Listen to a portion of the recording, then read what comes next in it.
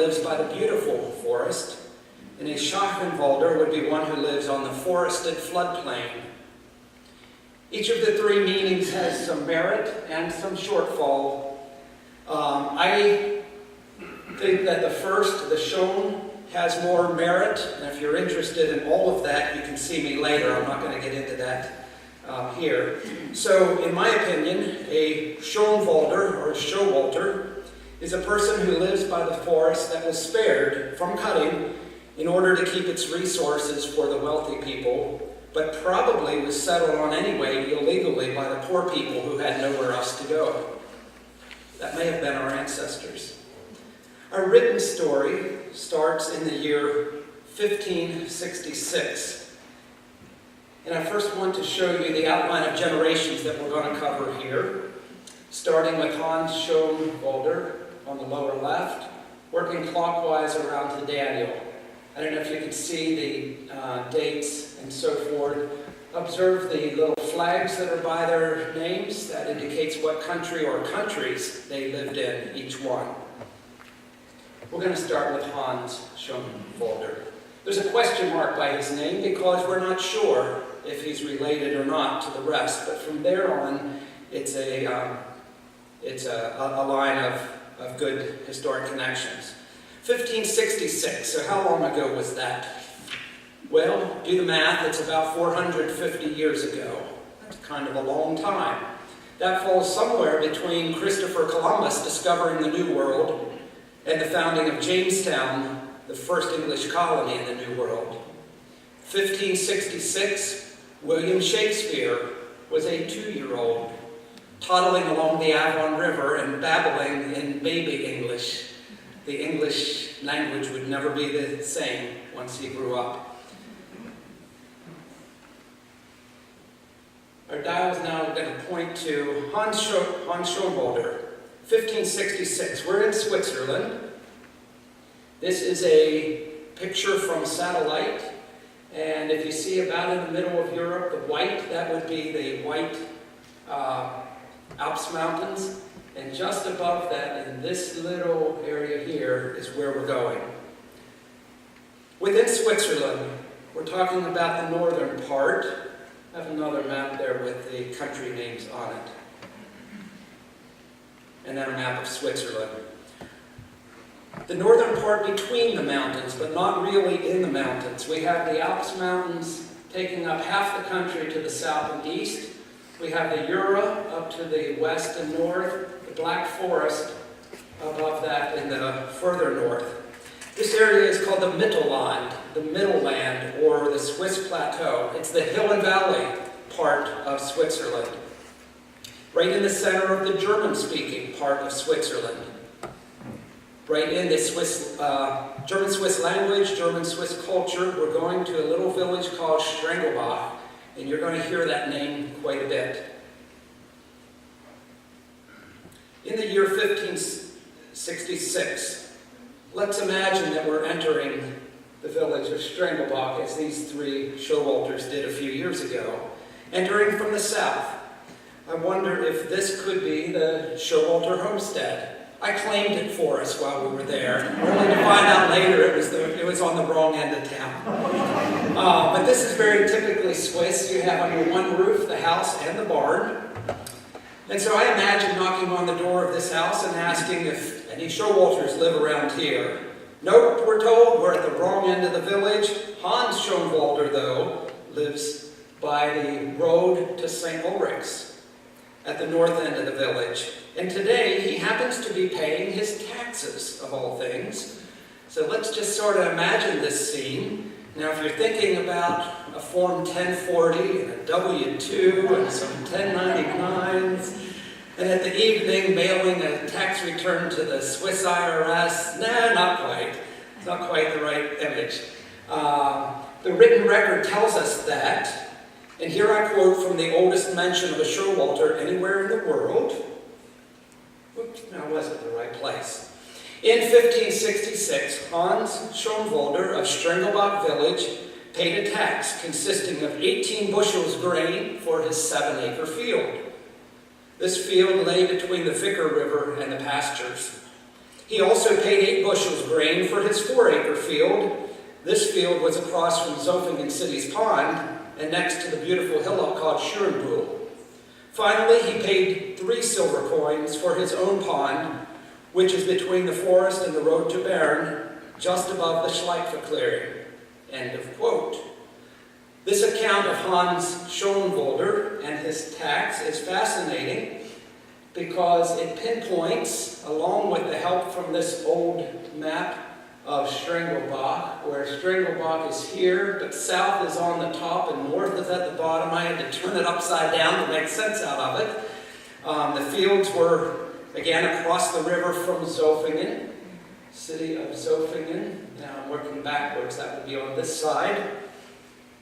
Between the Vicker River and the forest, the river coming through here, and the darker being the forest. Close to the road to Bern. The road to Bern, let me go upside down again, would be this here. We lay that upon a modern map. That map comes out of this particular book, History of the Community of Strengelbach. With a modern map, everything matches up. And so we know that in this area, probably within about 1/10 of a mile, this is a pretty small radius area, is where Hans Schonwalder was farming 450 years ago. I think that's pretty cool to zero in that close for that long ago. What else do we know about Hans Schonwalder?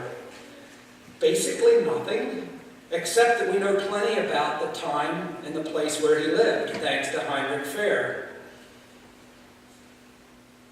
This picture that I put on the invitation was fascinating to me because it reminds me of Hans Schonwalder paying his tax in grain. This could almost be the Showalters, except that the Alps are a little too close. We have the Eiger, the Monk, and the Jungfrau right in the background. For Strengelbach, it would have actually been further away. I'm not sure you would have had quite a view like that. This is probably from the Emmental, or somewhere in that part of the canton of Bern.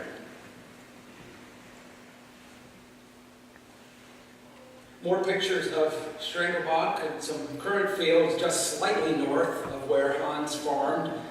These modern houses are right on the farm development where his farm would have been. Picture of an old property being remodeled, some house and barn right in the middle of Strengelbach.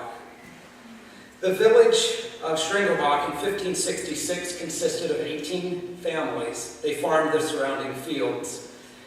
These level farm fields were mostly on the floodplain of this river, the Vicker River. Starting from the Alps Mountains about 30 miles in the south and flowing northward, the Vicker River frequently flooded in the spring from a combination of rain plus melting snow. Too much rain, too much flooding ruined the crops and made the soil hard, and too much time was spent on draining the fields and breaking up the hard soil. In this regard, Strengelbach stood in sharp contrast to its big sister neighbor, Zofingen. This drawing of Zofingen is from the 1500s. Zofingen and Strengelbach were separated by only about a mile or two and the Vicker River. For a local comparison, Zofingen, the city there, is to Strengelbach somewhat as Hagerstown is to Morgansville. I think you can relate to that. Zofingen, the city, like Hagerstown; Strengelbach, the village, like Morgansville. Zofingen settled first, Strengelbach later.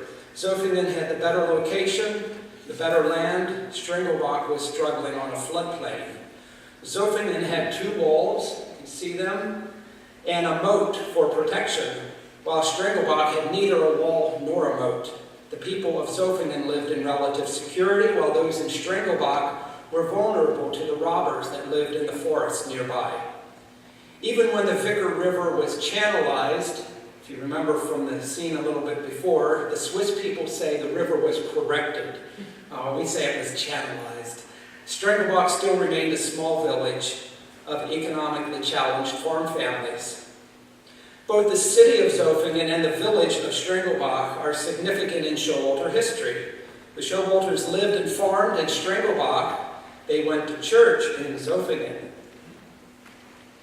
This is the same church where they would have gone to 450 years ago. Zofingen has a large ancient church. This was already an old church at that time. Its roots go back at least 1,000 years. Strengelbach was not a big enough village to have its own church. Originally, the Zofingen church was Catholic, but after the Reformation, it was Swiss Reformed, a church in the tradition of Ulrich Zwingli. And there are 7 Showalters on the doorstep of Zofingen Church. The gate across it didn't allow us to go in. For the residents of Strengelbach, the church in Zofingen was an easy walk, about a mile or 2.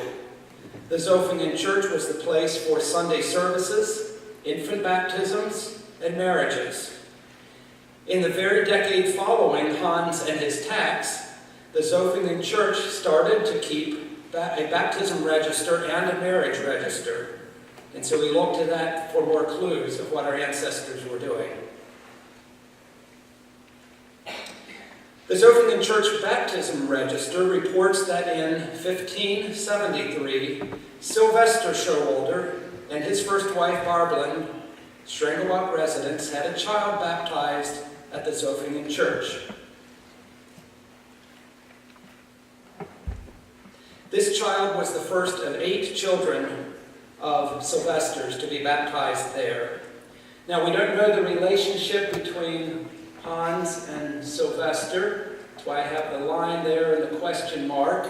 They may have been father and son, but they may have been uncle and nephew. They may have been older brother, younger brother. May have been cousins or something else. That they were related is almost guaranteed certain, but how they were related, we're not sure. Over the next 150 or so years, a total of 78 Showalter infants were baptized in the Zofingen Church. The baptized children of Sylvester and his first wife, Barbelin Hunsinger, were, and I just like to say these names, so bear with me. They were Franny, Uli, Friedli, Casper, and Rudolph. If you're looking for some heirloom kind of names, you might want to look at that for your children or grandchildren. But then apparently Barbelin died, perhaps from the plague, perhaps from childbirth. Those were 2 big killers of women. Sylvester and his second wife, because he remarried, had 3 children, Madeline, Jacob, or in English, Jacob, and Vester, or short for his own name, Sylvester. Of the 2 wives and 3 children, our line comes through the second wife, Anna, and the middle child, Jacob. Out of the 78 infant baptisms, 3 are of most interest to us because these 3 are our direct ancestors. We have Jacob, who I just mentioned, son of Sylvester. We have Jacob II, son of Jacob I. We have Jacob III, son of Jacob II. All the rest of the 78 were their siblings, their brothers and sisters, and their cousins. Now, you just saw a bunch of Jacobs. You able to keep them all straight? Let me tell you, it doesn't get any easier. Of 78, 44 of them boys, 13, that's almost 1 in 3, had the name Jacob. So, if you were one of them, you probably had a dad, Jacob. You yourself were Jacob. You had a son, Jacob, eventually. You probably had cousins, Jacob. So that was not an easy thing. Second most common name for boys, Hans and Ulrich, the quintessentially Swiss name Ulrich. Out of the girls, common names were Anna, Barbara, and Elsbeth. Elsbeth, we would say in English, Elizabeth. We see the decades of how many Showalters were baptized. You can look at the numbers, I'm not going to read them, but just to point out that after a certain point they dwindled and then they stopped. The Showalters just disappeared from that part of the world. 2 years ago, and that was 1 year after my brothers and sisters visited, my son Brantley and I came back and attended a Sunday morning worship service at the Zofingen Reformed Church. We got got there a little bit early, walked around inside, it was empty.